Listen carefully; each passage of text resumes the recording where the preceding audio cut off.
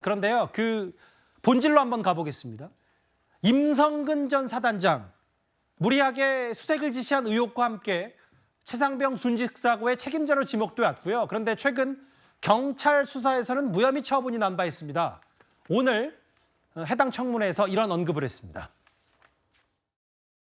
공수처로부터 금년 1월 달에 휴대폰 압수수색 당한 적이 있죠. 그 비밀번호 알려줬습니까? 알려주지 않았습니다. 수사에 협조할 뜻이 없는 거군요. 저도 동의하고 싶고 알려주고 싶은데 공수처에다가 비밀번호를 알려주는 그 의사가 있냐 이 말입니다. 알려줄 의사는 있는데 당시에 예, 있어요 없어요 그것만 있습니다. 예, 그러면 알려주도록 하십시오. 근데 기억하지 못하고 있습니다.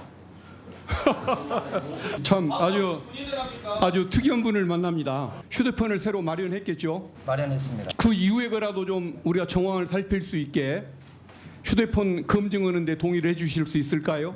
동의할 수 있습니다. 저 얘기. 그러니까 이번 윤석열 대통령 탄핵 청문회의 쟁점 가운데 하나가 이른바 최상병 수사 외압 의혹. 그게 용산 대통령실인지 대통령인지 아니면 뭐 알아서 움직인 건지에 대한 여러 쟁점들이 야당에서 계속 제기하고 있고, 특히 임성근 전 사단장 구명 로비 의혹인데 다음 화면을 볼게요. 박성훈 비서관님, 그 증인 선서도 결국에는 오해했는데 아까 비밀번호, 휴대전화를 바꿨고 실제로 자기는 협조하고 싶은데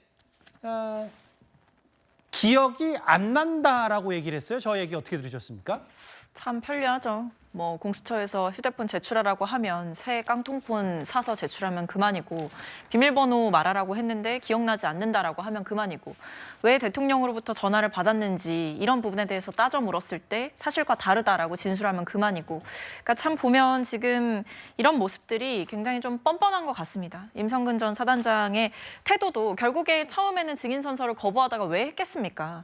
그러니까 불리하다라는 걸 알기 때문에 처음에 증인 선서를 거부했다가 이게 역풍의 우려가 있고 여론이 심상치 않다라는 생각이 드니까 본인이 부담을 느끼면서 다시 증인 선서를 한 게 아닌가 싶습니다. 예. 이미 지난번에도 국회에서 증인 선서를 거부했기 때문에 한 차례 여론의 질타를 받기도 했었거든요. 아마 변호인과의 상의를 통해서 그런 부분을 결정하지 않았을까 싶은데 사태가 심각하다라는 것에 대해서 본인이 좀 인지를 해야 될 것 같고요. 예. 더 나아가서는 지금 문자 메시지가 뭐 공개가 됐는데 지금 친척으로부터 법률 자문을 받았다라고 했지만 예. 이게 현직 검사다라고 해서 논란이 또 일고 있어요. 현직 검사로부터 법적인 조언을 받고 거기에 따라서 어떤 태도를 바꾸고 진술을 바꾸고 이렇게 했던 것 아니냐, 이런 의혹까지 일고 있기 때문에 결국에 지금 임성근 전 사단장을 비롯해서 이 관계자들의 이야기들이 오히려 특검이 필요하다라는 특검의 정당성을 더 부각시켜서 보여주고 있는 형국입니다. 그러니까 저 서전 변호사님, 저기 그러니까 지금 저 문자 내용이요.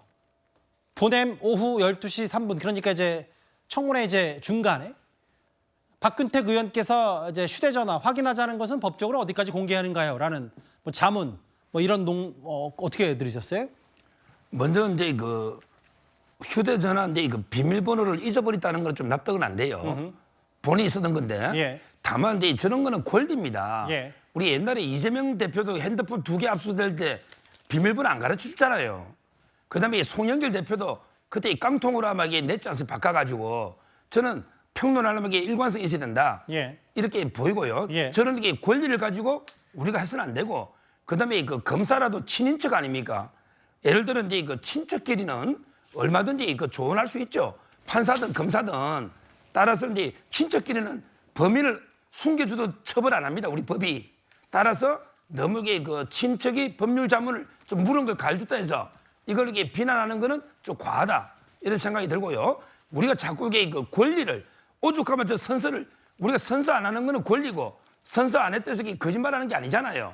근데 오해를 한단 말이에요. 자꾸 어차피 처벌 못 합니다. 따라서 법이 부여한 권리 행사를 가지고 우리가 과도하게 비난해서는 안 된다, 이렇게 말씀드립니다. 서 변호사 말씀은 뭐 여러 법적 권리를 얘기하면서 저 탄핵 청문회, 청원 청문회 자체가 법적으로 의미 있는 것이 아니다라는 야당 단독 주도의 이 얘기를 하신 것 같아요. 알겠습니다.